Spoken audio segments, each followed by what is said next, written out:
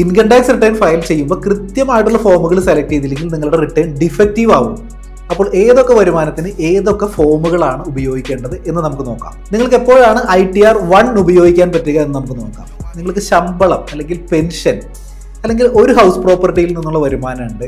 ഇനി dividend income അല്ലെങ്കിൽ പലിശ, ഈ ഇൻകം ഫ്രം അതർ സോഴ്സ് പോലെയുള്ള മറ്റു വരുമാനങ്ങൾ, ഇങ്ങനെയുള്ള വരുമാനങ്ങളാണ് നിങ്ങൾക്കുള്ളതെങ്കിൽ നിങ്ങൾക്ക് ITR 1 ഫോം യൂസ് ചെയ്യാം. ITR 1 വരുമാനങ്ങൾക്ക് പുറമെ നിങ്ങൾക്ക് ക്യാപിറ്റൽ ഗെയിൻ ഉണ്ട് എന്ന് കരുതുന്നു. അതായത് നിങ്ങൾക്ക് ഷെയർസിൽ നിന്നോ മ്യൂച്വൽ ഫണ്ടിൽ നിന്നോ അല്ലെങ്കിൽ മറ്റ് ക്യാപിറ്റൽ ഗെയിൻ, നിങ്ങൾക്ക് പ്രോപ്പർട്ടി സെയിലോ അല്ലെങ്കിൽ ഗോൾഡ് വിറ്റിട്ടോ ക്യാപിറ്റൽ ഗെയിനുകൾ ഉണ്ടെന്നുണ്ടെങ്കിൽ നിങ്ങൾ ITR 2 എന്നുള്ളൊരു ഫോമാണ് ചൂസ് ചെയ്യേണ്ടത്. ITR 3 ബേസിക്കലി ഒരു ബിസിനസ് റിലേറ്റഡ് ആയിട്ടുള്ള റിട്ടേൺ ആണ്. നിങ്ങൾക്ക് സാലറി ഉണ്ടായിരിക്കാം, അല്ലാന്നുണ്ടെങ്കിൽ ക്യാപിറ്റൽ ഗെയിൻ ഉണ്ടായിരിക്കാം. പക്ഷേ ഇതിനൊക്കെ പുറമെ നിങ്ങൾക്കൊരു ബിസിനസ് വരുമാനം ഉണ്ട് എന്ന് കരുതും. അല്ലെങ്കിൽ നിങ്ങളൊരു പാർട്ണർഷിപ്പ് ഫേമിലെ പാർട്ട്ണറാണ്, അല്ലെങ്കിൽ നിങ്ങളൊരു ഡയറക്ടറാണ് കമ്പനിയിലെ. ഇങ്ങനെയൊക്കെയുള്ള സിറ്റുവേഷനിലാണ് ITR 3 എന്നുള്ള ഫോം, ഒരു ബിസിനസ് റിട്ടേൺ ഫോം ഉപയോഗിക്കുന്നത്. ITR 4 എന്നുള്ളത് പ്രിസംപ്റ്റീവ് ടാക്സേഷൻ ചൂസ് ചെയ്യുന്ന ആളുകളുടെ ഫോമാണ്.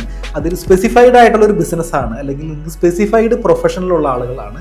അങ്ങനെയാണെന്നുണ്ടെങ്കിൽ നിങ്ങൾക്ക് ITR 4 എന്നുള്ള ഈസിയസ്റ്റ് ആയിട്ടുള്ള ആ ഫോം യൂസ് ചെയ്യാനായിട്ട്. ഇതുപോലെയുള്ള finance and tax updates video miss ആവാതെ കാണണം. നമ്മുടെ വാട്സപ്പ് കമ്മ്യൂണിറ്റിയിൽ ജോയിൻ ചെയ്യാനായിട്ട് അതിനുള്ള ലിങ്ക് ഞാൻ ഫസ്റ്റ് കമന്റ് ആയിട്ട് പിൻ ചെയ്തിട്ടുണ്ട്.